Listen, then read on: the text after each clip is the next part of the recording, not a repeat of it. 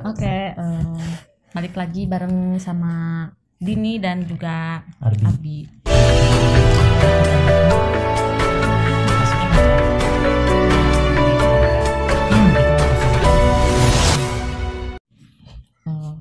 Sekarang seperti biasa ya, kita mau ngobrol, jadi obrolan suami istri. Sekarang Dini tuh jadi penasaran nih sama Lucifer Effect. Lucifer Effect. Iya, Lucifer Effect. Lucifer Effect itu apa sih? Pasti habis iblis ngedengar, pasti habis ngedengar Arbi ngobrol tentang Lucifer Effect. Jadi Lucifer Effect itu buku karangan dari luar negeri, Philip Zimbardo namanya, kalau nggak salah. Nah, Lucifer Effect itu sebuah eksperimen. Kan kalau misalnya lihat tayangan televisi, diibaratkan itu si Joker. Tapi kita nanti cerita dulu si Lucifer Effect itu apa. Nah, Lucifer Effect ini bentuk eksperimen di mana orang baik, bagaimana terciptanya orang jahat yang berasal dari orang baik. Jadi orang jahat itu dulunya baik. Kayak Joker. Orang baik yang tersakiti dan akhirnya menjadi orang jahat. Nah, Lucifer Effect ini bentuk eksperimennya ada dua orang. Dua orang ini dipilih dan di screening. Screening itu kayak dipilih dengan catatan dia mentalnya baik, sehat, fisiknya sehat, tidak ada catatan kriminal dan lain-lain sebagainya. Nah, dua orang ini dipilih untuk menjalankan sebuah peran. Yang pertama, dia perannya jadi sipir penjara yang ngejaga tahanan. Yang kedua, dia menjadi tahanan. Jadi ada dua peran, sipir dan tahanan. Nah, sipir ini biasanya menjaga tahanan ataupun menghukum ataupun memberi makan, dengan catatan kalau misalnya ingin menghukum tahanan, yang pertama tidak boleh melukai secara fisik, yang kedua tidak boleh mengurangi jatah makanan.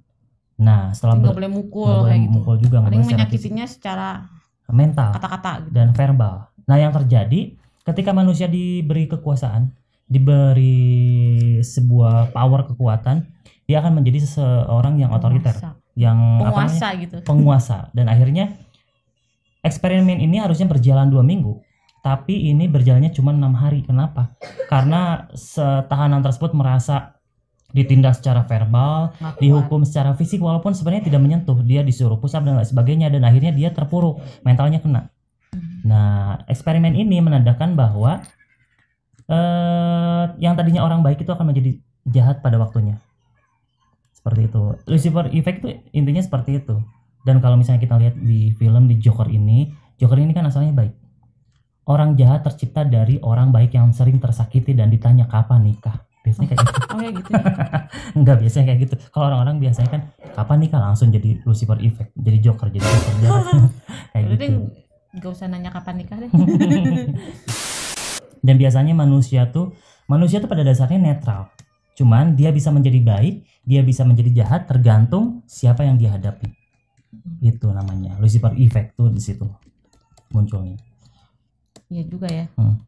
Beradaptasi berarti. Kalau misalkan kamu berhadapan dengan rampok, kamu bisa jahat. Contoh simpelnya kayak gini.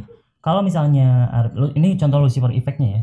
Kalau misalnya Arbi di suatu saat nanti amit-amit gitu ya, kehilangan sesuatu yang sangat berharga, misalnya contohnya A misalnya. Emang apa yang sangat berharga buat kamu? Istri hilang misalnya. Misalnya diculik, misalnya ini mah diculik. Misalnya istri diculik misalnya. Asalnya kan Arbi sosok yang baik hati, rajin menabung dan suka membantu orang tua misalnya. Tidak juga. Misalnya Arbi sosok yang baik dan akhirnya kehilangan istri, diculik. Nah, ketika diculik istri itu, Arbi akan menyimpan dendam kepada penculik tersebut. Dan akhirnya ketika nanti di luaran nanti ada peristiwa, ada penculik menyandra seseorang, itu akan muncul terpicu oleh yang kejadian tadi, pengalaman masuknya ke Lucifer Effect tadi, yang asalnya baik menjadi jahat karena ada sesuatu hal yang membuat dia terpicu namanya, dan akhirnya akan menimbulkan ingin memukul, ingin membunuh kasarnya. Hal tersebut akan muncul, yang dimana asalnya orang baik, yang orang jahat akan muncul dari orang baik yang tersakiti. Seperti itu intinya. Ya, simpelnya seperti itu kalau Lucifer Effect. Dan sekarang tuh banyak sebenarnya orang-orang seperti itu, dan kita pun akan berasumsi bahwa kita di kedepannya itu akan seperti ini, dan emang akan kejadian. Tapi gimana orangnya juga sih. Ada juga orang yang teraniaya gitu. Iya. Jadi ya terus tapi dia nggak jahat, dia tetap baik. Tapi disimpan dalam hati. Banyak kok contohnya. Oh, contohnya banyak. ada aja. Jadi kayak zaman dulu Nabi Muhammad dulu kan Iya. diludahin gitu. Sama Dia nggak- cerita Umar bin Khattab. nggak jahat gitu, dia malah nengok orangnya itu Oke. gitu. Orang yang Sejarah meludahin Nabi Muhammad. beliau gitu. Kafir kan kalau Umar bin Oke. Khattab. Kafir, terus dia masuk, asalnya dia benci sama Nabi Muhammad karena adiknya masuk Islam, dia baca Al-Quran kayak gitu, akhirnya dia dapat hidayah gitu. Oh, Jadi kebalikannya berarti. beda cerita. Nah, makanya Ardi dari awal tadi pada dasarnya manusia itu netral. Dia bisa jadi jahat, dia bisa jadi baik, tergantung siapa yang dihadapi. Iya juga sih, tapi ada juga yang dijahatin tapi dia enggak, misalkan dia dianiaya tapi dia enggak dendam sama orang yang menganiaya dia. Tergantung mental kita sendiri. Beda orangnya juga Iya, ya. tergantung. Jadi tergantung dari internal diri kita sendiri, sejauh mana kita bisa mengontrol emosi sama mengontrol mental, sejauh mana dia terpengaruh oleh faktor eksternal, biasanya oleh kejadian-kejadian tadi yang membuat dia jahat, misalnya terpengaruh atau tidak, tergantung dari internal juga. Ini emang sifat alami gitu, itu Sifat akan alami. kebentuk gitu. akan terbentuk. Jadi kalau misalkan seandainya misalkan ini diludahin sama orang gitu, terus dendam gitu. Nah, tergantung internalnya kan, kata Arbi tadi.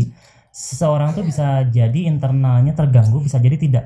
Internalnya tuh lebih ke sisi baik dari orang tersebut, nggak jadi pendendam. Misalnya apakah memilih jadi pendendam atau tidak pendendam. Memilihnya kayak Caranya biar nggak dendam ya mungkin fokus sama sesuatu yang penting gitu. Iya, dia memikirkan Tinggalin seperti aja. apa. Misalnya dia Tinggalin aja banyak gitu. banyak kegiatan, banyak fokus yang harus dia tuju, banyak yang tujuan yang harus dia tuju, misalnya yang harus dia capai. Berarti dia nggak akan mengindahkan hal tersebut, ya bodo amat. Oh, berarti intinya kita harus menyibukkan diri dengan dengan kegiatan-kegiatan yang Iya. penting, yang berfaedah.